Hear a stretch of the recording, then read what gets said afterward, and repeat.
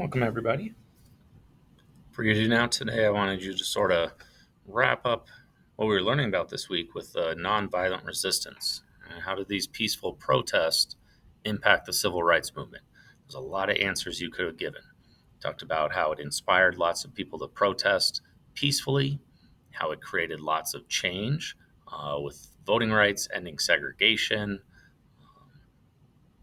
lots of different ways that it has impacted the civil rights movement and that it's spread um, outside the United States, outside these southern racist states, to the whole country, to the whole world, has had a big impact during the 1960s. But even still today, people talk about the nonviolent protesting that was happening and try to model their protest after it. So, some reminders of nonviolent resistance is peaceful protest in the face of aggression. Their big goal is to integrate, bring people together. Instead of separating people based on races, mix them together, get more interactions, more involvement from different people. Martin Luther King, a lot of these civil rights leaders really emphasized working together, getting lots of people from different backgrounds, different races, working together on the same thing. They believed that after integration, there would be equality.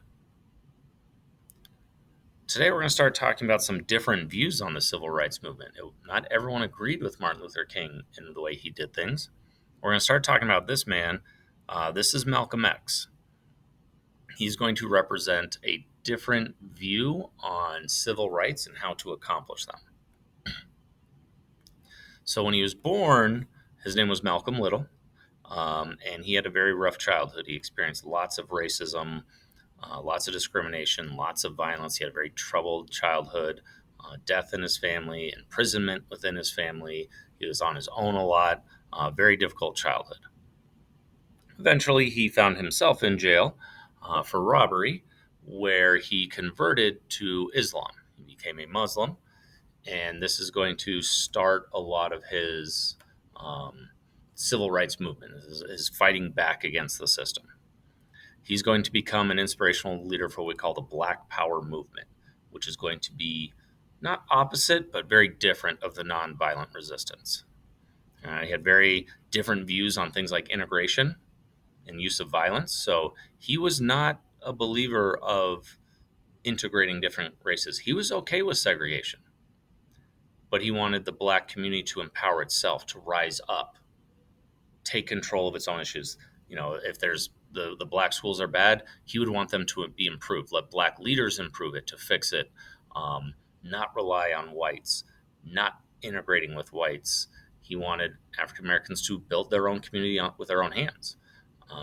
He also had views that violence was okay, not to start violence, but that it was okay to defend yourself.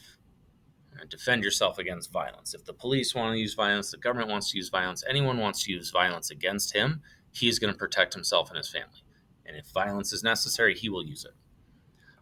As time went on, he sort of changed some of his views on integration. He was a little bit more open to working with, whites or Christian, different groups of people, and it got him in conflict with the groups he was part of because they were not willing to soften their views on integration. Ultimately, he's going to end up being assassinated by his former friends. The former group he was a part of is going to come back and assassinate him. So we'll watch a quick video on Malcolm X. You can pause this video.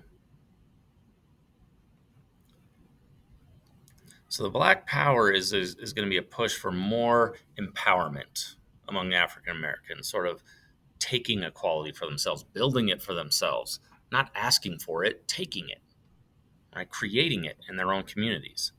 A lot of emphasis on being proud of their heritage and their culture and who they are, getting rid of this sort of inferiority mindset. I said taking equality, not asking for it. They don't need the help from white people. They're willing to do everything on their own and willing to defend themselves against violence. Another famous name in this is going to be someone named Stokely Carmichael. He's going to create a group of people called the Black Panthers, which is going to be very famous for their aggression, very outspoken about violence. They would go to like the courthouse with rifles in defense of people. And they wouldn't use them, but they would carry them around at night to show their empowerment. At the same time, they would provide lunch for children, school children who couldn't afford lunch at school, free legal services to help defend people in court. Right, so they get this reputation of being very aggressive and violent. They were aggressive, but they were more defensive, and they're really about supporting their people and empowering their own people. Here's Stokely Carmichael. Here's some pictures of the Black Panthers.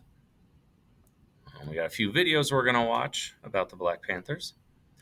But your goal today is to read about the Black Power movement and answer some questions based on different levels.